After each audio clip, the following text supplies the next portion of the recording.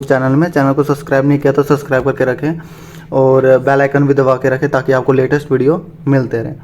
तो आज हम दो स्टॉक के बारे में बात करने वाले हैं। इसको आपने 5 साल तक होल्ड करके रखना है, आपके रिटर्न्स बन जाएंगे इसमें। मैं ऐसा क्यों बोल रहा हूँ उसके बारे में हम डिटेल में बात करेंगे। उसके फंडामेंटल देखेंगे, चार्ट पैटर्न देखेंगे, सब कुछ देखेंगे, सेल्स ग्रोथ देखेंगे, प्रमोटर होल्डिंग देखेंगे। अगर वो कंपनी स्ट्रॉन्ग है तो वो 5 साल में रिटर्न बनाकर देगी आपको। और उसके जो प्रोडक्ट्स अगर वो बिकते रहे हैं, ईयर टू ईयर उनकी सेल्स ग्रोथ हो रही है, तो क्यों नहीं आपका शेयर का दाम बढ़ेगा। अगर कंपनी ग्रोथ कर रही है तो शेयर का दाम बढ़ेगा। अगर उनके जो सेल्स ग्रोथ डिक्रीज़ हो रहे हैं, नेट प्रॉफिट डिक्रीज़ हो रहे हैं, तो आपके रिटर्न्स नहीं बनेंगे। अगर आप वो लगातार डिक्रीज़ करते जा रहे हैं, आप 10-15 साल भी वेट कर लोगे, रिटर्न्स नहीं बनेंगे। अगर अच्छी कंपनी चूज़ रखी होगी तो हर साल आपको रिटर्न्स बनाकर देंगे। तो मेरे इन दोनों स्टॉक से आपका मतलब तकरीबन 5 साल के अंदर 300-400% रिटर्न्स बनना चाहिए, मैं ऐसा सोचता हूँ। अगर उससे भी कम बनते हैं, डबल भी हो जाते, तो कोई मतलब ख़राब रिटर्न्स नहीं है। और मुझे लगता है इसमें रिटर्न्स ज़्यादा बन सकते हैं। जैसे आप TCS ले लो और इन्फोसिस ले लो, ये HDFC बैंक ले लो, ठीक है, ये डबल कर देते हैं। बट मैं ये कहता हूँ कि ये दो स्टॉक है ना, जो ये आपको TCS, HDFC bank, SBI bank double तो कर देती है 5 साल में, बट ये डबल से ज़्यादा रिटर्न्स आपको बनाकर दे सकती है।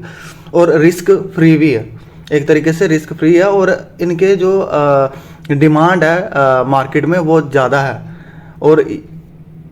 और ये आपको रिटर्न्स बाकी जितने भी स्टॉक है ना जो डबल बना के देते हैं, ब्लू चिप कंपनी है, उससे अच्छे रिटर्न्स ये बना कर दे सकती है। और जितना चाहो आप उतना पैसा लगा सकते हो इसमें।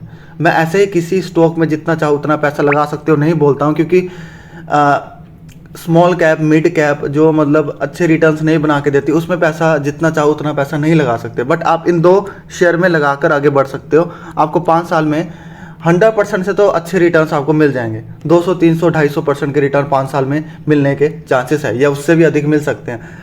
तो वो वैसे तो 5 साल के लिए मैं इसलिए बोलता हूँ क्योंकि ज़्यादातर जो रिटेल इन्वेस्टर होते हैं 5 साल ही लेके रखते हो, तो बोलते हैं सिर्फ 10-15 साल वेट करेंगे, बट उनसे होता नहीं है। अगर उनको 5 साल एक शेयर कोई रिटर्न्स नहीं बना के दे रहा ना, तो एट ए टाइम बेच देंगे। वो 5 साल में रिटर्न्स नहीं बना के दिए उसने बोल के बेच देंगे, तो ऐसा होता है।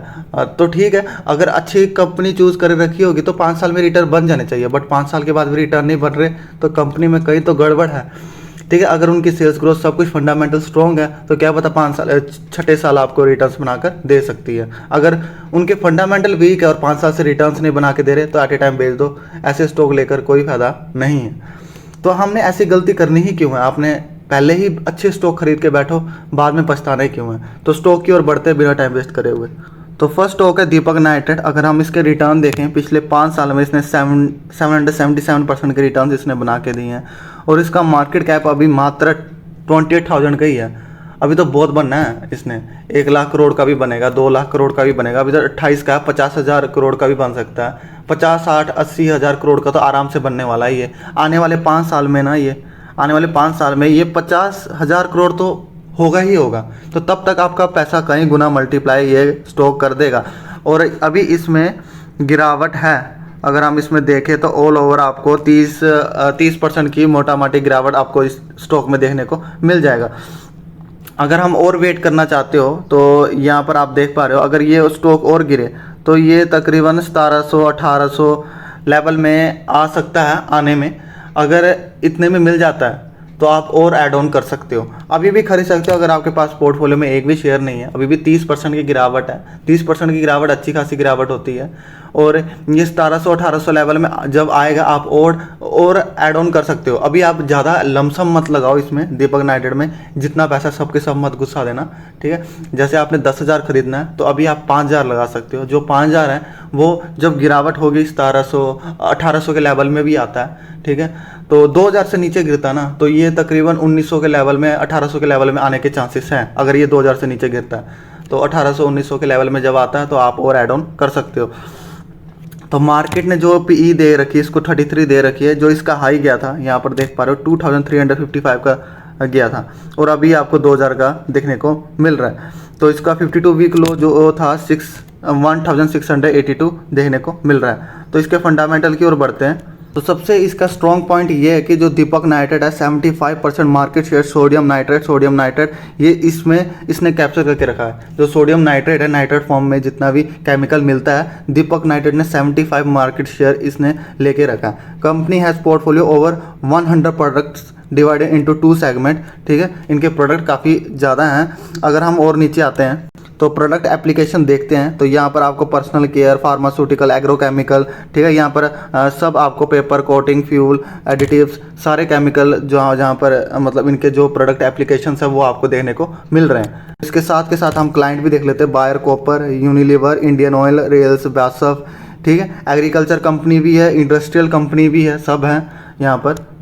तो कंपनी के CAGR ग्रोथ देखते हैं, पिछले 10 साल में इसने 54% की ग्रोथ दी है, 5 साल में 53% की ग्रोथ दी है, 3 साल में 61% की रिटर्न दी है और 1 साल में 9% के रिटर्न्स बनाकर इसने दिए हैं। तो इस कंपनी में आपने मोटा मोटी 3-5 साल जरूर वेट करके रखना है, तभी आपके रिटर्न्स अच्छे बन सकते हैं। तो अगर हम नीचे आएँ थोड़ा यहाँ पर बैलेंस शीट देखें, इनके रिजर्व्स जो आपको देखने को मिलेंगे 4063 देखने को मिलेंगे और कर्जा इसने 73 लिया और इसने जो कर्जा अपना बिल्कुल मिनिमाइज कर दिया, बिल्कुल कम कर दिया और जो इनके रिजर्व से लगातार बढ़ते जा रहे हैं। कंपनी में तो बॉस कोई दिक्कत नज़र नहीं आ रही है। तो कंपनी के सेल्स ग्रोथ देख लेते हैं। यहाँ पर आप देखने को मिलेगा सेल्स ग्रोथ 2015 से लेकर अभी तक का तो लगातार बढ़ता ही गया। कहाँ 1327 है और अब ये बढ़कर 7972 हो चुका है। ऑपरेटिंग प्रॉफिट की बात करें 140 था, जो कि बढ़कर 1289 हो चुका है। और एक्सपेंसेस वही मटेरियल कॉस्ट में, रॉ मटेरियल में सबसे ज़्यादा लगता है। यहाँ पर आप देख पा रहे हैं मटेरियल कॉस्ट में 50% इतना तकरीबन लग रहा है। मैन्युफैक्चरिंग कॉस्ट 7-8% लगता है। एम्प्लॉय कॉस्ट इतना ज़्यादा नहीं लगता। अदर कॉस्ट भी 5-6% लगता है। तो मटेरियल कॉस्ट में ज़्यादा खर्चा होता है। अगर हम नेट प्रॉफिट की बात करें 53 था, जो कि बढ़कर 852 हो चुका है। यहाँ पर थोड़ा डिक्रीज़ हुआ है। अगर हम देखें क्यों डिक्रीज़ हुआ है, यहाँ पर जो प्रॉफिट बिफोर टैक्स है यहीं पर ही पहले कम हो चुका है। तो यहाँ पर सबसे ज़्यादा जो है ऑपरेटिंग प्रॉफिट, यहाँ पर सबसे ज़्यादा मटेरियल कॉस्ट, यहाँ पर आप थोड़ा ऊपर आएंगे तो यहाँ पर आप देखने को मिलेगा कि जो खर्चा है ऑपरेटिंग प्रॉफिट में ही हो चुका है। सेल्स ग्रोथ तो इनकी बड़ी थी, यहाँ पर आप देख पा रहे हो, यहाँ पर आप देख पा रहे हो जो सेल्स ग्रोथ है वो 6802 था और ये 972 था। बट जो इनका मटेरियल कॉस्ट है वो काफ़ी ज़्यादा लग गया, जिसकी वजह से इनका जो ऑपरेटिंग प्रॉफिट है वो डाउन हो गया। तो ऑपरेटिंग प्रॉफिट डाउन हुआ तो नेट प्रॉफिट भी डाउन हो गया यहाँ पर। तो मटेरियल कॉस्ट, रॉ मटेरियल है तो वो महंगा होने की वजह से जो इनका मार्जिन है वो थोड़ा कम हो गया, मतलब जो उनके ऑपरेटिंग प्रॉफिट है वो थोड़ा कम हो गया यहाँ पर। तो अगर हम नीचे आते हैं और तो यहाँ पर होल्डिंग पैटर्न देखेंगे। प्रमोटर होल्डिंग जो है 49% की होल्डिंग है। FI वालों की होल्डिंग 7.72 है। इन्होंने डिक्रीज़ कर दी है, तो इसका मतलब ये नहीं है बेकार स्टॉक है। उसके साथ के साथ आप DI की होल्डिंग देखोगे वो इंक्रीज़ होते हुए देखने को मिलेगी। हर किसी का अलग अलग होता है दोस्तों। अगर किसी ने अपनी होल्डिंग बेच दी इसका मतलब ये नहीं होता कि वो बेकार स्टॉक है। किसी को मनी प्रॉब्लम हो सकती है, वो अपनी प्रॉफिट बुकिंग कर रहा है, क्योंकि जो FI DI वाले होते हैं इनके पास पब्लिक का पैसा होता है, इनके पास अपना पैसा नहीं होता। तो जैसे इनको लगता है कि थोड़ा रिस्क है ये तो बेच देते हैं एट ए टाइम। तो इनको देखकर आपने इन्वेस्टमेंट उस स्टॉक में करना नहीं करना इन पे डिपेंड नहीं रहना। ये डिपेंड रहना है, ये एक पैरामीटर है, ठीक है। बहुत सारे पैरामीटर हमें देखने पड़ते हैं, उनमें से ये एक पैरामीटर है। तो हमें सिर्फ एक पैरामीटर देखकर पूरे स्टॉक को जज नहीं करना चाहिए। तो अगर DI की बात करें, इनकी होल्डिंग अच्छी है, पब्लिक की होल्डिंग भी अच्छी है। तो दीपक नाइट्रेट आपके पोर्टफोलियो में नहीं है तो अभी ऐड कर सकते हैं। अगर आपके पास ऑलरेडी है तो आप जब गिरावट होगी 1800-1700 के लेवल में आता है तब आप ऐड ऑन कर सकते हो। तो मुझे लगता है कि शायद आ भी सकता है अगर इसी हिसाब से थोड़ा नेगेटिव माहौल चलता रहे, रिसेशन का चल रहा है। बट ये नॉर्मल है, ये आने वाले टाइम में ये सब कुछ सोल्ड आउट हो जाएगा, फिर मार्केट ऊपर जाएगा, न्यू हाई लगाएगा, ब्रेकिंग न्यूज़ आएगी। तो मार्केट को कोई भी प्रिडिक्ट नहीं कर सकता, बट हम वेट कर सकते हैं। अगर गिरावट होती है तो खरीद सकते हैं, अगर गिरावट नहीं होती तो कोई बात नहीं। ओके, सेकंड कंपनी है LTI माइंडट्री। अब माइंडट्री के साथ इनका जो है इमर्ज हो चुका है। अब ये दो कंपनी एक बहुत बड़ी कंपनी बन चुकी है एक बनकर। तो अगर हम इसका मार्केट कैप देखोगे 1,48,000 करोड़ का मार्केट कैप है। बट ये बड़ा मार्केट कैप है, तो आप ये मत सोचना कि अब ये बड़ा हो चुका है तो ये रिटर्न्स नहीं बना कर देगी, पोटेंशियल थोड़ा ख़त्म हो गया। बट मुझे ऐसा नहीं लगता है। देखो IT सेक्टर में अगर आपको ज़्यादा रिटर्न चाहिए 5 साल में, मतलब डबल से ज़्यादा चाहिए, अगर आपने डबल ही करने पैसे TCS, इन्फोसिस इसमें लगा सकते हो, तो इसमें आपके पैसे डबल हो सकते हैं। बट इसमें बहुत अच्छे रिटर्न्स बन सकते हैं, इसमें वेल्थ क्रिएट कर सकते हो आप। तो अभी इस टाइम पर खरीद सकते हो, कोई दिक्कत नहीं है, इसमें स्टॉक बढ़िया है। इसके साथ साथ एक परसिस्टेंट है आईटी सेक्टर की, बट मुझे ये भी पसंद है। परसिस्टेंट जिसके पास है वो भी बढ़िया है। अगर आपके पास आईटी सेक्टर की एक भी कंपनी नहीं है, फर्स्ट आप एलटीआई खरीद सकते हो, मैं ये कहता हूँ। तो अगर हम मैक्सिमम रिटर्न देखेंगे, इसका बीएससी की साइड खोला हूँ मैं, और मैक्सिमम 614% के रिटर्न्स आपको देखने को मिल रहे हैं। अभी गिरावट में है, अगर हम देखेंगे यहाँ पर ऑल ओवर गिरावट, तो अभी भी 31% की गिरावट है। दोनों के दोनों जितने भी स्टॉक मैं अभी बता रहा हूँ, दोनों स्टॉक में गिरावट है, बट इससे भी ज़्यादा गिरावट हुई थी। ये 4200 के तकरीबन गया था, मैंने तब ऐड ऑन किया था इसमें। 4200 के लेवल में मैंने ऐड ऑन किया था, मुझे पता था 4200 से ज़्यादा नीचे नहीं गिरेगा, तो नहीं गिरा वहाँ से, मतलब 220 200 इतना 230 के तकरीबन आया था, उससे नीचे नहीं गिरा। तो मैंने यहाँ पर ऐड ऑन कर लिया और अच्छा खासा इसमें क्वांटिटी लेके बैठा और मुझे रिटर्न्स अच्छे मिल रहे हैं। मैंने पहले भी ऐड ऑन कर रखा है, तो मेरा एवरेज किया था मैंने 4200। तो एवरेज करने के लिए मैंने, क्योंकि गिरावट में था, काफ़ी अच्छी प्राइस भी मिल रहा था, तो ऐसा मौका हमें नहीं छोड़ना चाहिए। तो बाकी इसके फंडामेंटल की ओर देखते हैं, तो सीधे हम सेल्स ग्रोथ में आ जाते हैं। 2012 से लेके अब तक का हमारे पास डाटा है। तो 2012 में 3182 था, अभी ये बढ़कर 33,183 हो चुका है। काफ़ी बूम की तरह इन्होंने मैसिव ग्रोथ दिखाई है। अगर हम देखें, ऑपरेटिंग प्रॉफिट 689 था, जो कि बढ़कर 6,108 हो चुका है। और इनका जो एक्सपेंस है वो कहाँ लगता है? एम्प्लॉय कॉस्ट में सबसे ज़्यादा लगता है, केमिकल सेक्टर में, रॉ मटेरियल में ज़्यादा लगता है। और ये ऐसा प्रोडक्ट है, मतलब ये लोगों द्वारा ही क्रिएट किए जाते हैं। मतलब आईटी एक तरीके से किसी बैंक को सिक्योरिटी प्रोवाइड करना, मतलब किसी को बना के देना, मतलब सब कुछ आपको पता है आईटी का काम क्या होता है। तो यहाँ पर एम्प्लॉय कॉस्ट ज़्यादा लगती है, मैन्युफैक्चरिंग कॉस्ट कुछ नहीं लगती, अदर कॉस्ट थोड़ी बहुत ही लगती है। तो बाकी हम बात करें ऑपरेटिंग प्रॉफिट, ये आपको मैंने बता दिया 6,108 हो चुका है, काफ़ी अच्छी ग्रोथ है। अगर हम नेट प्रॉफिट की बात करें, 419 था, जो कि बढ़कर 4,110 हो चुका है।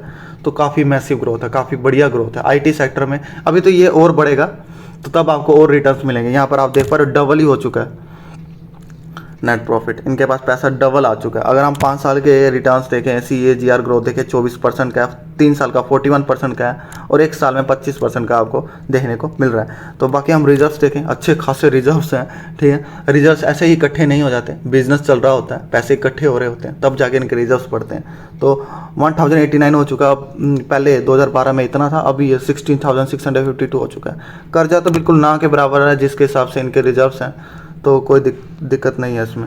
होल्डिंग पैटर्न की ओर आ जाते हैं, तो प्रोमोटर की होल्डिंग देखेंगे 68 है। पहले इनके 2020 में 74.51 था, इन्होंने अपनी जो होल्डिंग है वो बेच दी, और खरीदी किसने? DI वालों ने खरीद ली। यहाँ पर आप देख पा रहे हो DI वालों ने 7.27 था, जो कि बढ़कर 11.61 हो चुका है। और जो FI की होल्डिंग है 8.41 है, अच्छी होल्डिंग है, कोई दिक्कत नहीं है। गवर्नमेंट ने भी 0.05% की होल्डिंग लेके बैठे हैं, पब्लिक के पास है अदर 0.01% की होल्डिंग है। तो ये दोनों शेयर अच्छे स्टॉक हैं, लॉन्ग टर्म में आपको अच्छे मैसिव ग्रोथ दे सकते हैं। तो इनको लेकर आगे बढ़ो, आप अच्छे खासे रिटर्न्स बना लोगे। अपने पोर्टफोलियो में अच्छे से अच्छे स्टॉक ऐड करो यार, बेकार स्टॉक कभी ऐड मत करो। ऐसे स्टॉक रखोगे क्यों नहीं बनेंगे रिटर्न्स।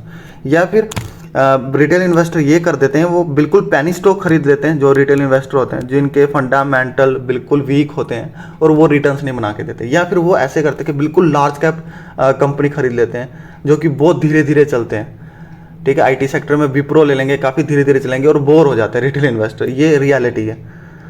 तो ऐसा नहीं है कि विप्रो कंपनी बेकार है, बट वो हाथी हो चुकी है, सभी के सभी TCS है, वो ढीले ढीले चलेंगे। बट LTI होगी, ये भी बड़ी कंपनी है, बट ये तेज़ी से आपको रिटर्न्स बना सकती है, मुझे ऐसा लगता है। कोई भी 100% प्रिडिक्ट नहीं कर सकता दोस्तों, ये रियलिटी है। तो स्टॉक मार्केट में आपको रिस्क भी उसी हिसाब से चलता है साथ के साथ। हम तो बस आपको सिखाने के लिए, रिकमेंडेड करने के लिए, ताकि आप कोई भी बेकार स्टॉक ना खरीदो। अगर आप केमिकल सेक्टर में जाना चाहते हो, तो मैं आपको केमिकल सेक्टर में अच्छे स्टॉक बताता हूँ। अभी मैंने आपको दीपक नाइट्रेट बताया, फाइन ऑर्गेनिक भी बता रखा है, ठीक है। छोटी कंपनियाँ और भी बता रखी हैं। तो आप ऐसे स्टॉक में जाओगे, क्यों नहीं बनेंगे आपके रिटर्न्स। तो दोस्तों, मैं इस तरीके के स्टॉक आपको रिकमेंडेड करता रहता हूँ और सिखाता रहता हूँ। तो अभी तक आपने चैनल को सब्सक्राइब नहीं किया तो सब्सक्राइब करके रखें, वीडियो को लाइक करें एंड